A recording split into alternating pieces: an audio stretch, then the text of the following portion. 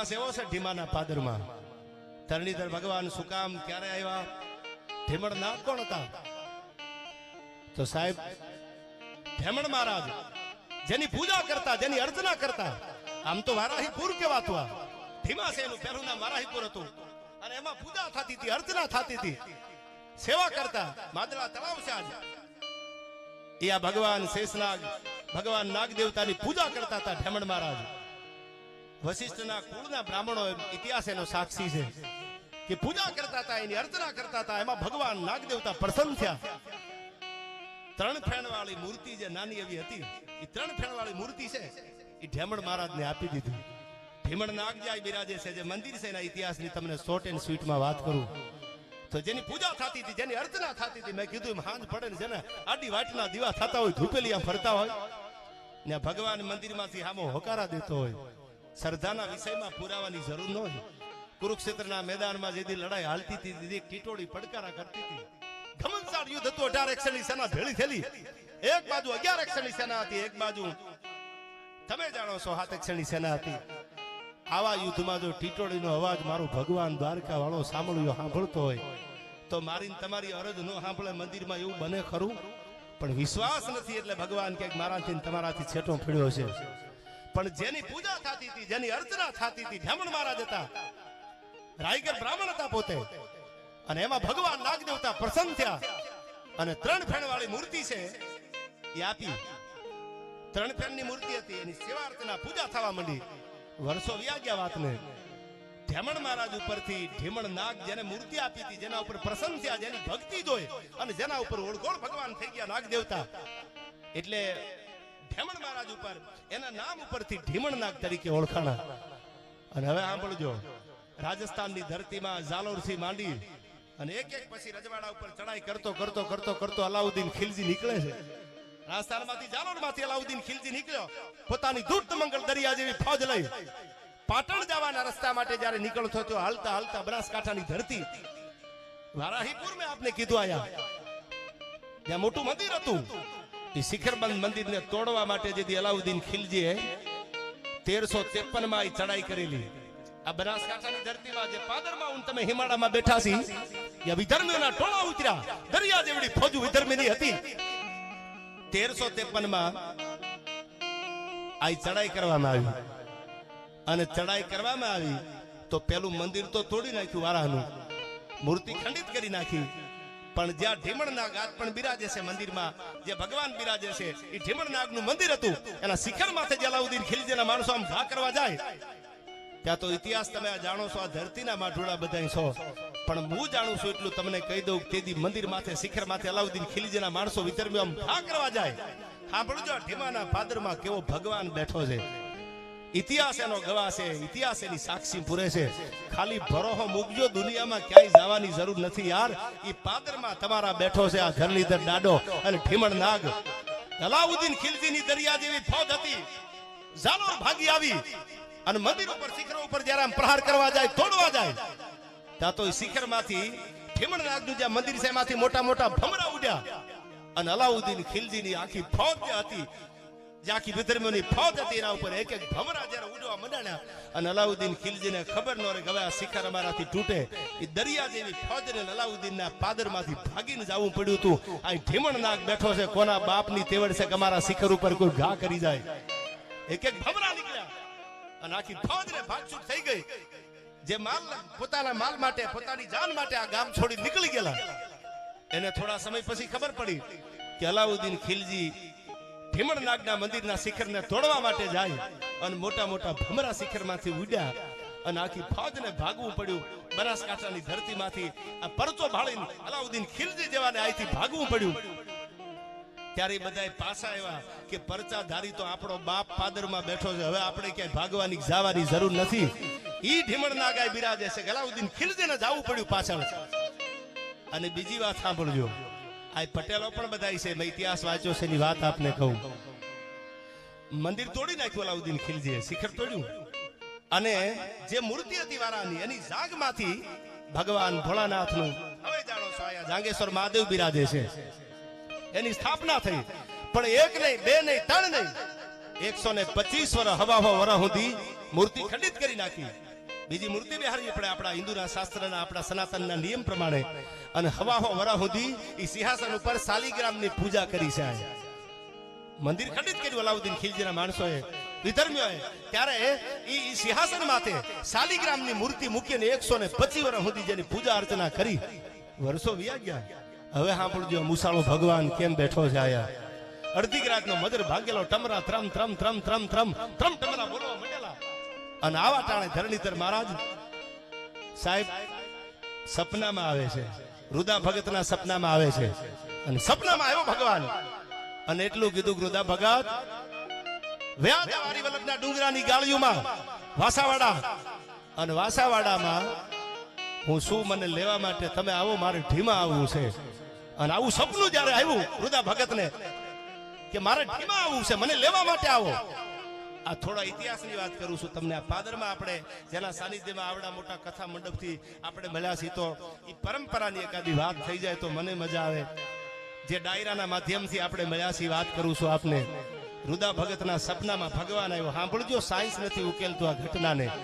જ્યાં શ્રદ્ધા હોય, જ્યાં ભરોહો હોય, ત્યાં તો ભગવાન ઝેરના ઘૂંટડા પીવા આવ્યો છે. એ દાખલા તમે મેં જોયા છે. ઝેર પીધા છે ભગવાને દ્વારકા વાળાએ. અને તેથી રુદા ભગતના સપનામાં આવી અને એટલું કીધું કે વાસાવાડા આવી જાઓ, મારે તમારી હારે આવવું છે. તેથી રુદા ભગત એટલું કહે છે કે પ્રભુ હે હામળિયા, હે ધરણીધર મહારાજ, તને લેવા માટે મારે આવવું પડે. તો મારી આગળ ક્યાં વાહન હતું, મારી આગળ ક્યાં તને લાવવા માટે કાંઈ હતું. અને તેથી આ મુસાળો ભગવાન ધરણીધર સપનામાં રુદા ભગતને એટલું બોલાતા સાંભળી લ્યો ભગત, તમારા ન્યા ગાયને ન્યા બે તમારા ઘરે ગાય છે, એ ગાય બે વાછરડાને જન્મ આપશે. અને બેને ચંદનના તિલક કરેલા હોય તો માનજો ધરણીધર દાદો તમારી ભેળો છે. હું સપનામાં આવીને તમારી યારે વાત કરું છું.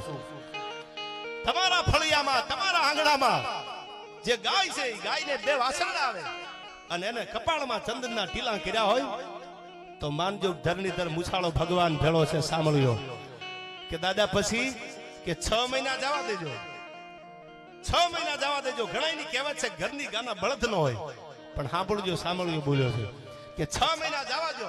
એ નાના નાના વાછરડા થાય, બળદ નથી બનાવવાના. અને વાછરડાના ખંભે ધોહરું મૂકી દો અને ગાડું લઈને વયા આવો. રુદા ભગત, હું તમારી હારે આવવા માટે ઢીમા તૈયાર છું. હવે આ તો જીવાન દીધી કે તમારી ગાય વિહાય એના બે વાછરડા આવે, એને ચંદનના તિલક કપાળમાં હોય તો માનજો ધરણીધર બોલ્યો છે. રુદા ભગતને એમ થયું કે આ તો ભગવાન છે, સપનું સાચું હોય તો મારે જોવું છે, પ્રમાણ મારે જોવા છે. સાહેબ થોડાક સમયમાં આંગણામાં ગાયે બે વાછરડાને જન્મ દીધો. જેમ ભગવાને આવીને કીધું સપનામાં ધરણીધર મહારાજે, એમ બેને ચંદનના તિલક કપાળમાં જોયા. રાણાજી ચંદનના તિલક જોયા કપાળમાં. એટલે નક્કી થઈ ગયું મારો ભગવાન છે તો ખરો, મને સપનું ખોટું નથી આવ્યું, મારો સાંભળ્યો છે આયા. અને હવે સાંભળજો, 6 મહિનાના બે વાછરડા, 6 મહિનાના વાછરડા થયા એટલે પોતાના ભાઈબંધને કીધું. ગદાધર એનો ભાઈબંધ હતો. ગદાધર એને કીધું કે હાલો આપણે જાવું છે, મને સપનું આવ્યું હતું. શ્રદ્ધાવાળા માણસો આવું માને અને શ્રદ્ધા એને ખબર ન પડે કે આવું બને ખરું. ઢીમાના ઇતિહાસની તમને વાત કરું છું. મને સપનું આવ્યું અને સપનામાં મને કીધું કે વાસાવાડા આવી જાઓ અને હું તમારા ભેળો આવવા માટે તૈયાર છું. આ વાછરડા આવ્યા, કપાળમાં ચંદનના તિલક હતા. તો હવે ગાડું જોડવું પડશે. ટૂંકમાં વાત કરું, ગાડું જોડ્યું. ગાડું જોડી અને બે ભાઈબંધ રુદા ભગત આ પાદરમાંથી અને એનો ભાઈબંધ જીવ જેવો પોતાનો ભાઈબંધ ગદાધર, આ બે જણા ગાડું લઈને ધીરા ધીરા ધીરા ધીરા ધીરા ધીરા ધીરા ધીરા ધીરા હાલતા થઈ ગયા.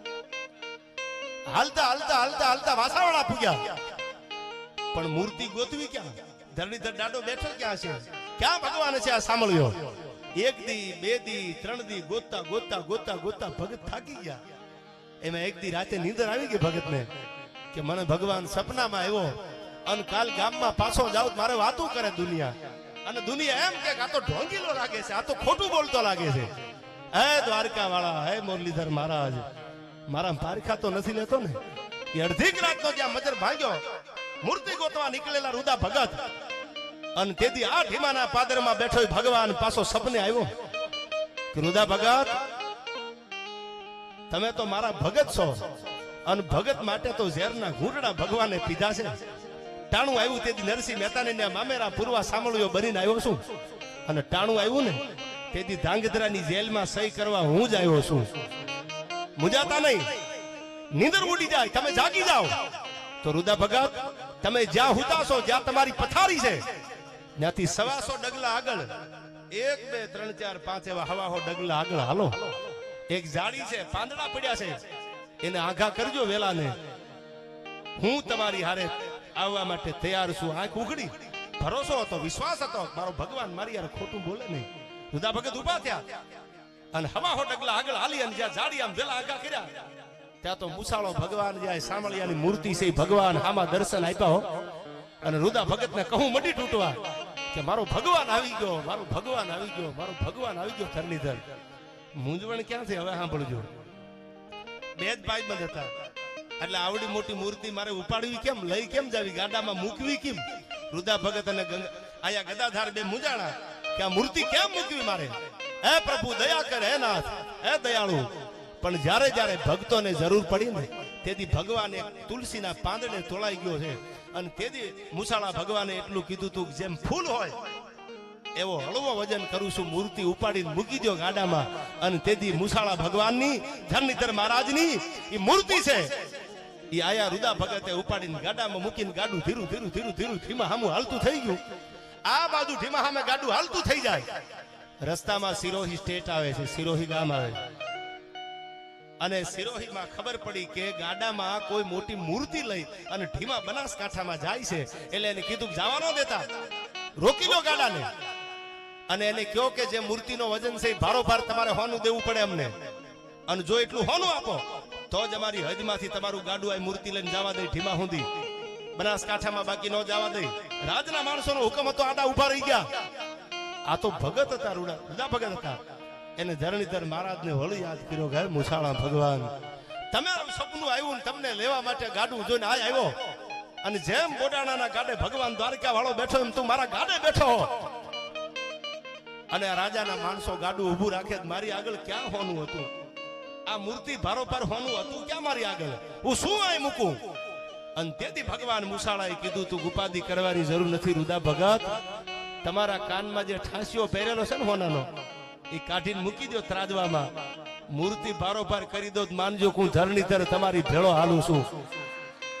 અને તેથી આ કાનમાં પહેરેલો રુદા ભગતનો હોનાનો જે ઠાંસિયો હતો, એ ઠાંસિયો કાઢી અને સિરોહી મહારાજા સ્ટેટ હતા, જે પોતે રાજા હતા, એને માણસોને કીધું કે અમે તૈયાર છીએ, પણ મારા ધરણીધરને મારે ઢીમાના પાદર સુધી લઈ જવા છે. કે તો તમે એક કામ કરો, આ મૂર્તિની ભારોભાર હોનું મૂકો આયા. તો એમને એમ હતું રાજને કેટલું હોનું આવે. તેથી કાનમાંથી ઠાંસિયો કાઢી અને હોનાનો જે ઠાંસિયો હતો એ ત્રાજવામાં મૂકી અને આ બાજુ ભગવાન ધરણીધરની મૂર્તિ મેલી અને કીધું જોખી લ્યો, માપી લ્યો. સાહેબ એક કાનમાં પહેરેલો નાનો એવો ઠાંસિયો હતો અને ભગવાનની મૂર્તિ હારવાર સાહેબ પરચા તો ન્યાથી ચાલુ થઈ ગયા હતા ધરણીધરના. ભરોસો તમે રાખજો, તમને કહું છું, પરચા તો ન્યા માર્ગમાં ચાલુ થઈ ગયા હતા. ધરણીધર આવે છે ઢીમાના પાદર સુધી. કાનમાંથી કાઢેલા ઠાંસિયા ભારોભાર ભગવાનની મૂર્તિ થઈ. અને આ બાજુ રાજાએ કીધું કે હવે કામ કરો, તમે ઠેઠ ઢીમાના પાદર સુધી ભેળા જાઓ અને ધરણીધર દાદાની આ સામળિયાની મૂર્તિ ઢીમા પૂગે ત્યાં સુધી આને ઊની આંચ નો આવી પડે. રાજના માણસો ભેળા આલ્યા અને ગાડું ધીરે ધીરે ધીરે ધીરે ધીરે ધીરે ધીરે ધીરે ધીરે બનાસકાંઠાની ધરતીમાં આ ઢીમાના પાદરમાં એ ગાડું ભૂગ્યું. રુદા ભગતનું ભાઈઓ બે વાસરડા હાલે ભગવાન મૂર્તિ, ભગવાનની મુસાળા ભગવાનની મૂર્તિ આવી. હું ન ભૂલતો આવું તો 1477 જ્યારે ભગવાનની મૂર્તિ આવી ઢીમાના પાદરમાં, ત્યારે 1477 આ મૂર્તિની પ્રતિષ્ઠા કરવામાં આવી. આ મંદિરની પહેલી પ્રતિષ્ઠા 1477 કરવામાં આવી. અને આજ પણ આ શિખરમાં 52 ગજની ધજાયું ફડાકા મારે છે. અને હજી કોઈ બનાસકાંઠાની ધરતી સામે મીટ માંડે અને મારો મુસાળો આમાં ડગલા નો ભરે તો ઢીમાના પાદરમાં ધરણીધર નો કહેવાય. આ ભગવાન બેઠો છે આયા, આ ભગવાન બિરાજે છે આયા. એટલે મેં ઇતિહાસ તમને ખાલી ટૂંકમાં કીધું કે આ ધરણીધર દાદો અને ઢેમણ નાગાય બેઠા છે, આ એનો ઇતિહાસ છે. આવી પરંપરાને જ્યારે આપણે ઉજવી રાખી છે ત્યારે મને અહીંથી ગીતો અને છંદો, પણ મારે જે વાત આપને કરવી છે પણ એ પેલા યાદ આવે છે મને. સાંભળ્યો બેઠો છે ત્યારે